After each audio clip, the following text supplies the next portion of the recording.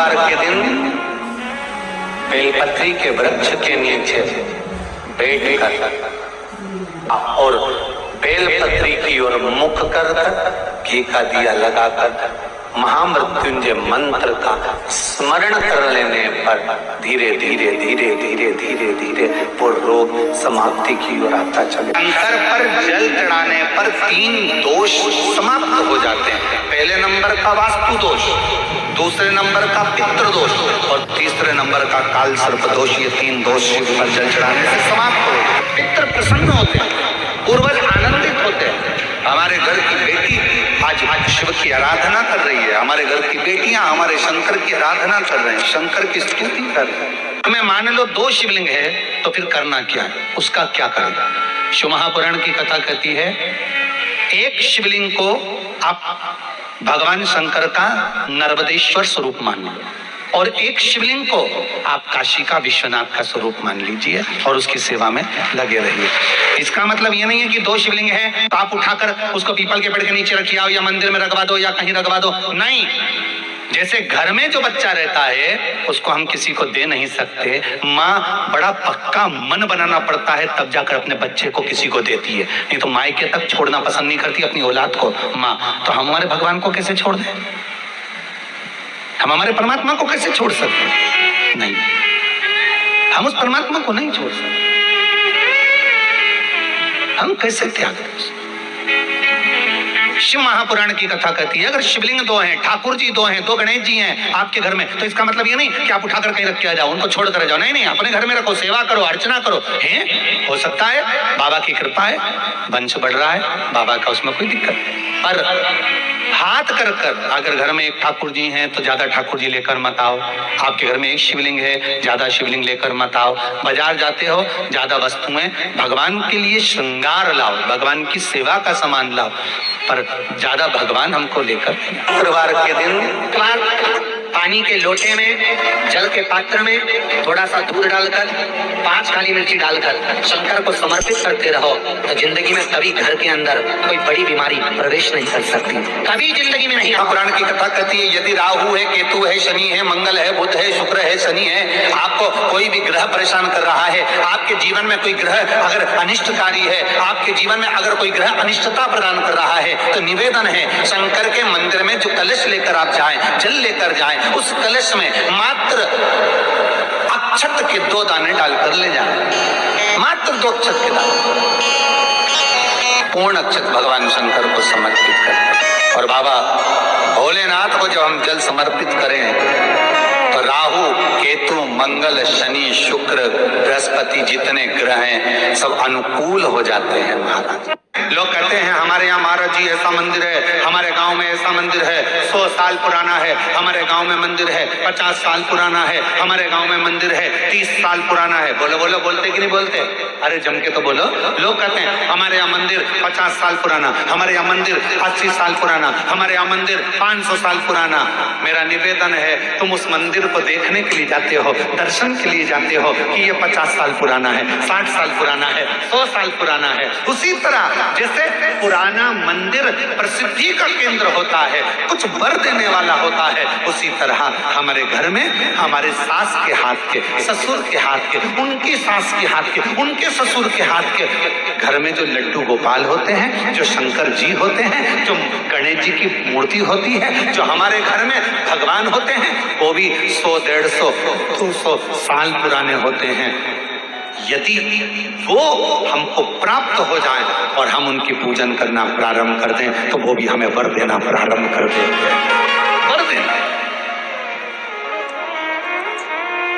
पर आजकल एक नया फैशन हो गया, एक गुरुजी हमारे घर में तो छोटे से भगवान हैं इसलिए हम बड़े लाएंगे।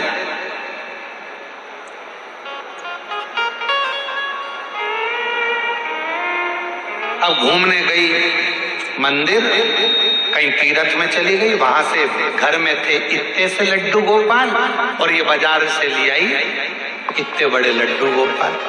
घर में थे इतने बड़े शंकर जी, बाजार जाकर ले आई इतने बड़े शंकर जी। घर में थी इतनी बड़ी कुल देवी, बाजार जाकर ले आई इतनी बड़ी कुल देवी। ईमानदारी से बोलो, जम के जरा सावधानी से ध्यान रखकर बोलना।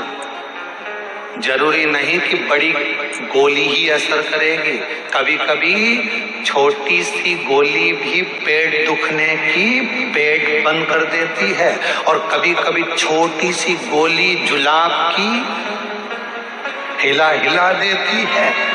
महाराज, भगवान ना कभी छोटा होता है, भगवान ना कभी बड़ा होता है, भगवान तो भक्त के भाव से बड़ा और छोटा होता है। हिंदू धर्म में कबूतर श्रापित पक्षी।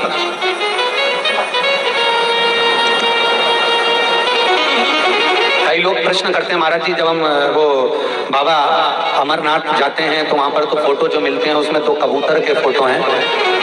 जिन्होंने अमर कथा सुनी थी, शिव महापुराण की कथा कहती है, किसी भी पुराण को उठाकर देख लेना, कहीं पर कबूतर का नाम नहीं लिखा। श्रीमद् भागवत में, श्रीमद् भागवत के अंतर्गत, विष्णु पुराण के अंतर्गत, शिव पुराण के अंतर्गत वर्णन आता है, शंकर भगवान ने जब पार्वती को अमर कथा श्रवण कराई अमर गुफा के अंतर्गत, तब उस समय शंकर भगवान ने 3 बार जब ताली बजाई तो कोटर में तोते का बच्चा, तोता उड़कर गया और तोते का अंडा उस कोटर में प्रविष्ट हो गया।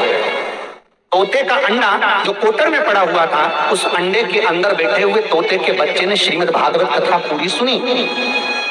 जब पार्वती जी को निंद्रा आ गई, हुंकारा भरना पार्वती ने बंद कर दिया। तोते का बच्चा उस अंडे से बाहर निकल गया, उसने हुंकारा भरना प्रारंभ करा।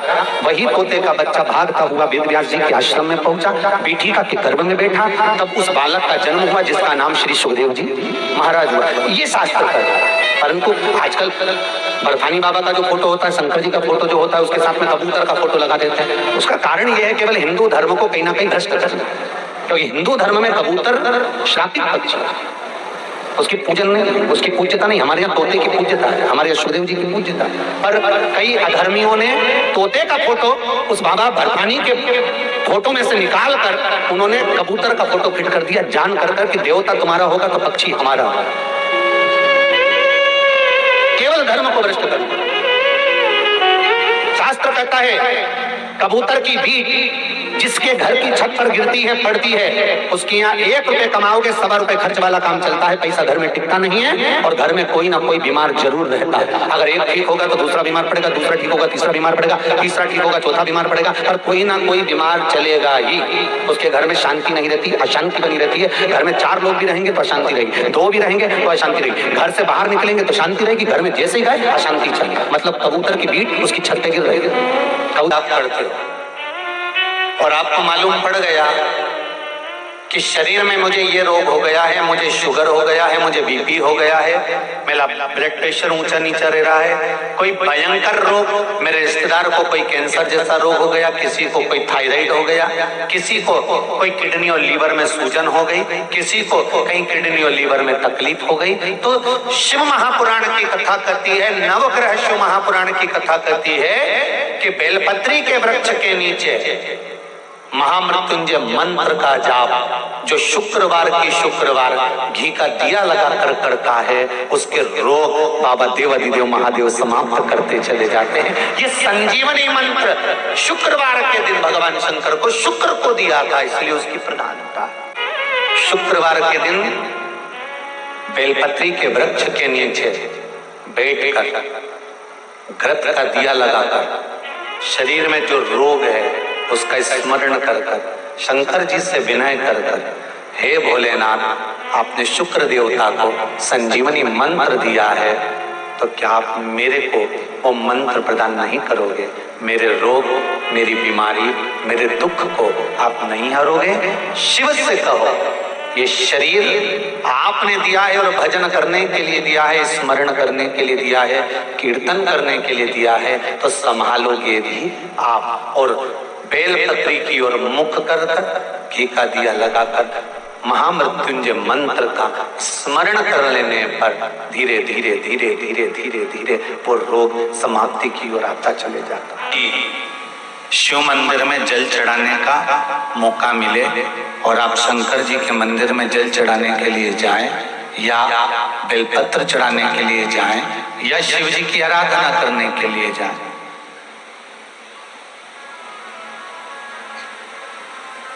आप जब शिव जी के सम्मुख में भगवान शंकर के पास, भगवान ओगड़दानी के पास में, मेरे भोलेनाथ जी के पास में जब जाएं तो केवल जल चढ़ाकर वापिस मत आना, केवल बेलपत्र चढ़ाकर वापिस मत आना, केवल चावल का दाना या पुष्प चढ़ाकर वापिस ना आना, दिया लगाकर वापिस ना आना।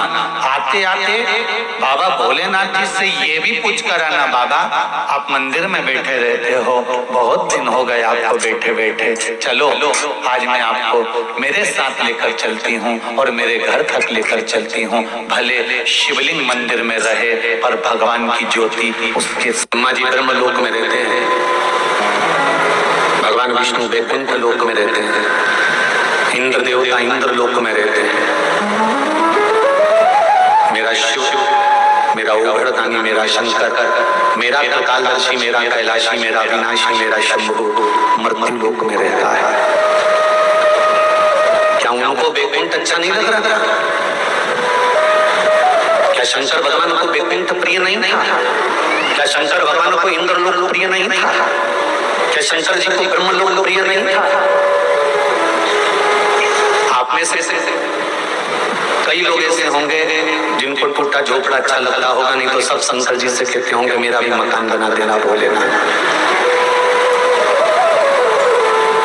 तुम शंकर जी से कह रहे हो कि शिव जी मेरा मकान बना देना भोलेनाथ, और शंकर जी ने अपना ही खुद का मकान नहीं बनाया है।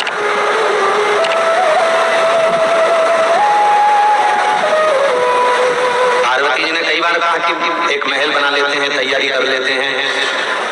शंकर भगवान बोले अगर महल बनाएंगे तो अहंकार आएगा, इसलिए महल बनाने की जरूरत नहीं है, और महल बनाना पड़ेगा तो हमको शमशान छोड़कर दूसरी जगह ना जाना पड़ेगा। दूसरी जगह जाएंगे, महल बना के रहेंगे, प्राण छूटेंगे, बाद में इसी शमशान में लेके आएंगे। इसलिए ज्यादा किसी को परिश्रम ना हो, थकान ना हो, टेंशन ना हो, इसलिए अपन शमशान में दे रहे हैं कि यहीं की यहीं निपट लेंगे, जो होगा देखा जाएगा, कहीं जाने की जरूरत नहीं। क्यों जाए? क्या शिव जी को मकान नहीं चाहिए था? क्या शंकर भगवान को वैकुंठ प्रिय नहीं था? क्या शंकर भगवान को ब्रह्मलोक प्रिय नहीं था? क्या शंकर भगवान को इंद्रलोक प्रिय नहीं था? शंकर भगवान जैसे भगवान विष्णु को वैकुंठ प्रिय है, भगवान कृष्ण को गौलोक धाम प्रिय है, ब्रह्मा जी को ब्रह्मलोक प्रिय है, इंद्र को इंद्रलोक प्रिय है, सब देवताओं को अच्छा अच्छा स्थान प्रिय है। रखे गए थे, सारे स्थान सामने रखे गए थे, और सब देवताओं से कहा गया था, सबसे पहले शंकर भगवान से कहा गया था कि इतने अच्छे अच्छे लोग हैं, इतने अच्छे अच्छे स्थान हैं, आप इसमें से कोई अच्छा स्थान छांट लीजिए, इसमें से कोई स्थान आप रख लो, इसमें आप रह लेना। शंकर भगवान पहले कह देते हैं कि भगवान विष्णु से कहो कि उनको क्या चाहिए। भगवान विष्णु ने कहा मैं वैकुंठ लूंगा। ब्रह्मदेव से कहो ब्रह्मलोक क्या चाहिए, ब्रह्मा जी ने कहा मैं ब्रह्मलोक रहूंगा। इंद्र से कहो इंद्र क्या चाहिए, इंद्र कहते इंद्रलोक रहूंगा। सारे लोग सबने ले लिए। तब देवता 33 करोड़ देवता खड़े होकर शंकर भगवान की स्तुति कर कर बोले क्या आप कुछ नहीं लोगे, आप कहाँ रहोगे? शंकर भगवान कहने लगे मेरे रहने की मत सोचो, मेरे रहने की चिंता मत करो, मेरे रहने का टेंशन मत करो। जिस जगह पर मनुष्य जन्म लेगा, जीव जन्म लेगा, जलचर थलचर वायुचर का जीव, जितने जीव यहाँ जन्म लेंगे, पृथ्वी लोक पर 84 लाख योनियां हैं। ये योनियां जन्म लेती हैं, मरती हैं, जन्म लेती हैं, मरती हैं। भगवान शंकर कहते हैं उस मृत्यु लोक में मुझे रहना है। क्यों? तो भगवान विष्णु ने पूछा आप अच्छी जगह छोड़कर ये मृत्यु लोक में क्यों रहना चाहते हो? शंकर भगवान बोले घर का जो बाप होता है, घर की जो माँ होती है, वो कमरे के अंदर नहीं सोती, हॉल में सोती है। क्यों? क्योंकि जब बुजुर्ग हो जाते हैं, बड़े हो जाते हैं, कौन आया कौन गया, कौन सी बहू को तकलीफ है, कौन से बेटे को तकलीफ है, पोते को किसका पेट दुख रहा है, किसका सिर दुख रहा है, घर के बुजुर्गों को बहुत मतलब होता।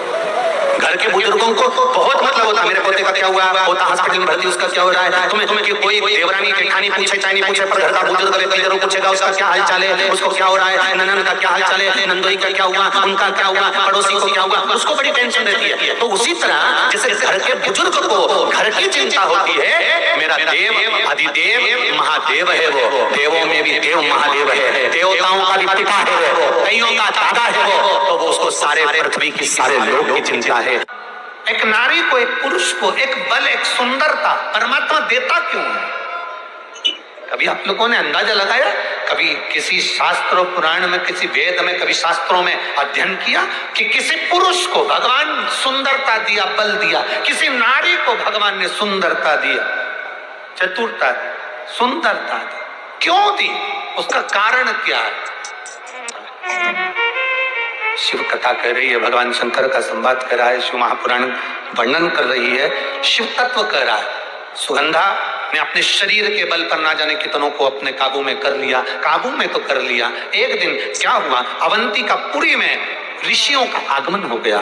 ऋषि कुमार आए, अवंतिकापुरी में बैठे और क्षिप्रा माँ के तट पर बैठकर अवंतिकापुरी में ऋषिगण सबकी सब तप साधना में लीन होने लगे। इनकी सुंदरता को देखकर, इनके स्वरूप को देखकर सुगंधा ने विचार करा, क्यों ना इनको भी मैं अपनी मुट्ठी में कर लूं, इनको भी मैं अपने कब्जे में कर लूं और इनको भी मैं अपनी चाल में चलाऊं। सुगंधा ने अपने शरीर की सुगंध के माध्यम से ऋषियों के सामने अपनी सुंदरता का जाल फैलाना प्रारंभ किया। जब अपनी सुंदरता का जाल सुगंधा ने फैलाना प्रारंभ किया, ऋषियों को अपना बनाने के लिए जब जाल फेंका, अपनी सुंदरता का, अपनी सुगंध का जब जाल फैलाया, उस सुगंधा ने, ऋषि कुमार ने, एक ऋषि कुमार ने अपने ऋषियों से कहा कि ये कन्या जो सामने नजर आ रही है, ये कन्या श्रेष्ठ नहीं है, ये अपने काबू में ना जानो कितनों को कर चुकी है, तो ये अपने को भी कब्जे में करना चाहती है, ये अपने को कब्जे में लेना चाहती है, क्या करा जाए? ऋषियों ने कहा कोई बात नहीं, इसके माता पिता के कोई पूर्व के पुण्य होंगे जिसके कारण ये कन्या के शरीर में सुगंध आई है और इसका अवंतिकापुरी में जन्म हुआ है, ये पूर्व के कर्म होंगे।